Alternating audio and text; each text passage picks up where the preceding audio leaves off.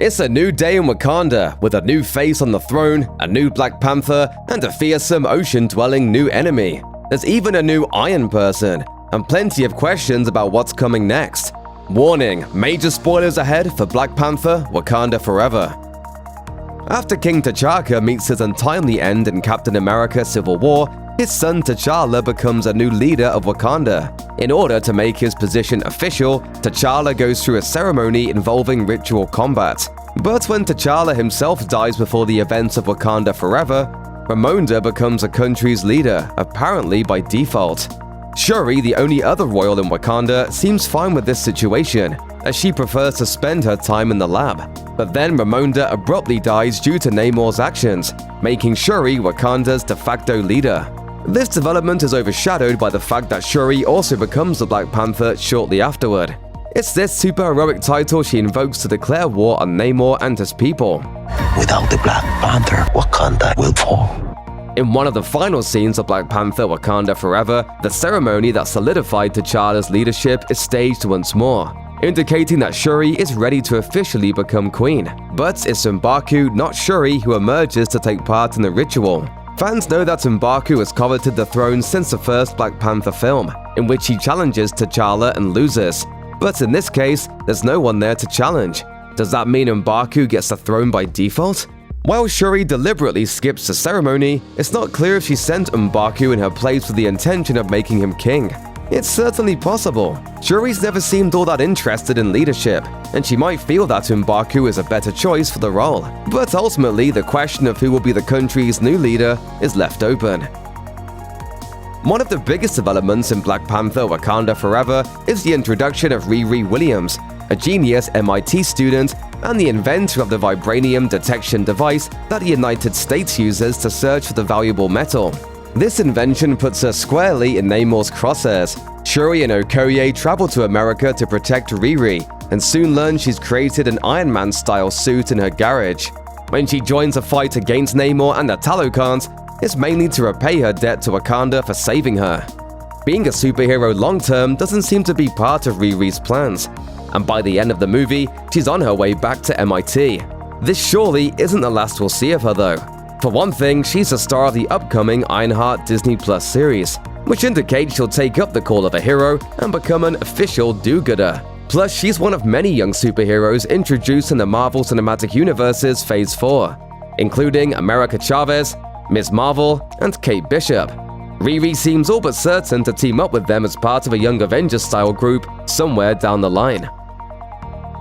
Okoye has a life-altering storyline in Black Panther: Wakanda Forever. Not only is she devastated by T'Challa's death, but a frantic Ramonda who blames her for losing Shuri to Namor and the Talokans in Boston fires her from the Dora Milaje.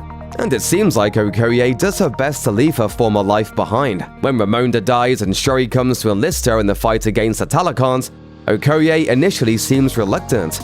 Fortunately, Shuri has an added incentive, a suit she refers to as a Midnight Angel. Throughout the film, Shuri tried to get Okoye to accept upgrades to the Dora Milaje's armor and weapons, with no real luck.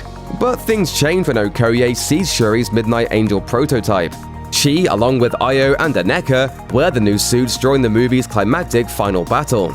Not only does this allow Okoye to jump back into action, it also means she's part of a new elite fighting unit.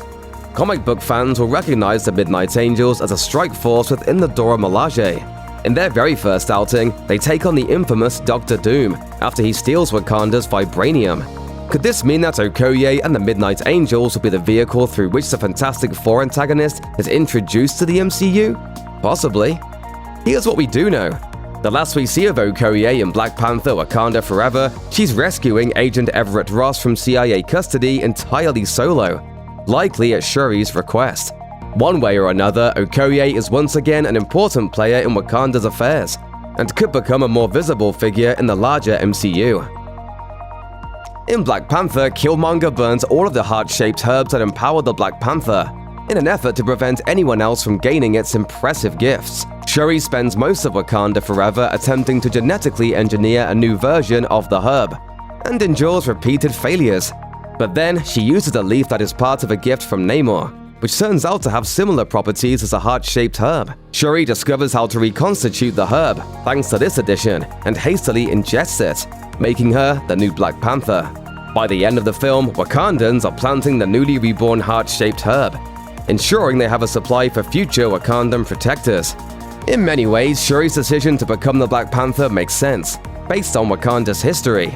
She's the nation's current leader, and the leader and Black Panther are often the same person, though this is not necessarily a requirement. Plus, Shuri has repeatedly proven herself a capable fighter when the need arises.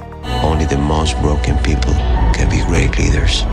However, by the end of the film, her desire to stay on the Wakandan throne is in question. Shuri's greatest skill remains her scientific genius and the stunning technological advances it enables her to create. It's possible that Shuri could abdicate her responsibility as the leader of Wakanda, or at least share the duties with another. Maybe the role of the ruler and Black Panther could split, allowing the latter to focus on the day-to-day protection of the nation. If M'Baku becomes king, would he allow such an arrangement? CIA agent Everett Ross is drawn into the plot of Black Panther Wakanda Forever when Okoye and Shuri travel to America and approach him for the name of the individual who created the vibranium detecting device. While Ross is reluctant to share the information, he eventually relents because of his ongoing loyalty to the Wakandans. By giving up the name, he commits a crime against the United States. Unfortunately for him, it's only a matter of time before the CIA director discovers his treachery.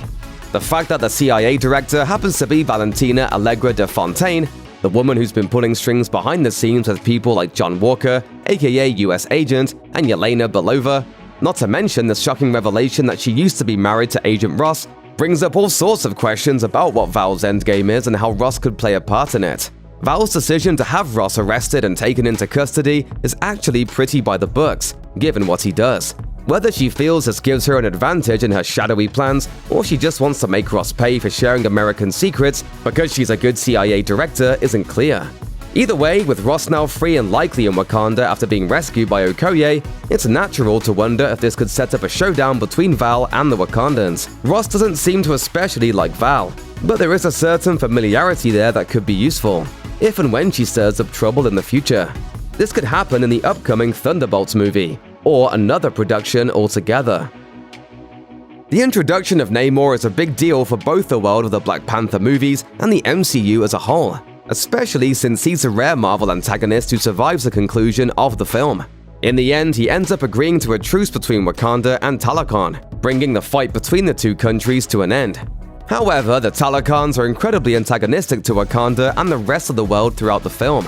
They first kill everyone in the American research facility searching for vibranium in the ocean depths, and later attack Wakanda after Nakia kills a Talokan while rescuing Shuri and Riri. Throughout the movie, Namor rails against the evils of the surface world. He wants to keep Talokan hidden from those who dwell on land, and seems prepared to kill anyone who could compromise that objective. It seems his people agree with this stance, to the point that the truce with Wakanda frustrates at least some of them. Yet when Namor confronts him about his decision to walk away peacefully, Namor ominously claims that when the surface world comes for Wakanda, Wakanda will turn to Talokan. Namor seems to think that Wakanda's resources will be too much for the world to resist, eventually leading to a massive war only the Talokans can help them fight. At that point, the Talokans will have the opportunity to bring the surface world to its knees, as they originally planned. However, it's hard to imagine the whole world openly taking on Wakanda, or that Wakanda would need Talokan's help against far less technologically advanced countries. On the other hand, it's undeniable that the world is preoccupied with finding vibranium. Namor might very well have a point. Fans who are eagerly awaiting the appearance of the X-Men in the MCU are likely to cheer when Namor refers to himself as a mutant in Black Panther Wakanda Forever. The comics often describe him as the first mutant, so his emergence as the MCU's first official member of that group creates a wonderful symmetry. While there have been hints about the existence of mutants in the MCU before, most prominently in the Disney Plus series Ms. Marvel, Kamala, there's something different in your genes. Like a mutation. Namor is the first to identify himself this way. Moreover, based on the origins he shares with his underwater kingdom, he's been around for a very long time. Namor's introduction suggests there could be many other mutants in the MCU just waiting to be revealed. No plans have yet been announced for an official MCU X-Men film, but we know Logan will be part of Deadpool 3.